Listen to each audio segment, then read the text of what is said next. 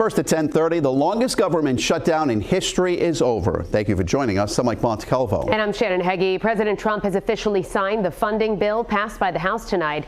The bill funds the government through the end of January, extends funding for SNAP benefits for a full year, and reverses shutdown-related layoffs of federal workers. But the legislation does not include the extension to the Affordable Care Act tax credits that Democrats say is critical to lower premiums, leaving many in the party frustrated. Here in Rhode Island, all 4 members of our congressional delegation voted against reopening the government. They say they did so to fight for Affordable Care Act tax credits, which had been a sticking point for Democrats. Kayla Fish spoke to some of our local lawmakers and joins us with the latest. Kayla? Well, that vote happened at about 8 p.m. and just minutes later, I spoke with Rhode Island Congressmen Seth Magaziner and Gabe Amo in D.C. They described the feel in the House chamber as tense and explained their reasons for voting against the bill to reopen the government.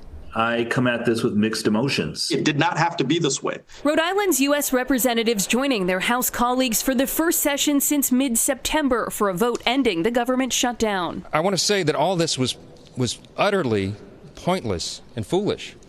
The Democrats openly admitted, many of them said it in their own words, that they used the American people as leverage in this political game. They knew that it would cause that pain to the people, and they did it anyway. Both Magaziner and Amo voted against the legislation to reopen the government because it doesn't address the expiring health care subsidies, which were at the center of the Democrat shutdown demands. On the one hand, I'm very glad that all of the federal employees who have been working hard without pay are finally going to get the pay that they have earned. But I am also furious, frankly, that Republicans did not include health care funding in the budget, because I committed to Rhode Islanders that I would not vote for a budget unless it included Affordable Care Act funding so that people's costs don't spike. And unfortunately, this budget fails to do that. Amo called the bill to end the shutdown without those subsidies a bad deal. When we see that tax credit expire, it means that so many of our neighbors won't be paying for health insurance. They won't have a way to.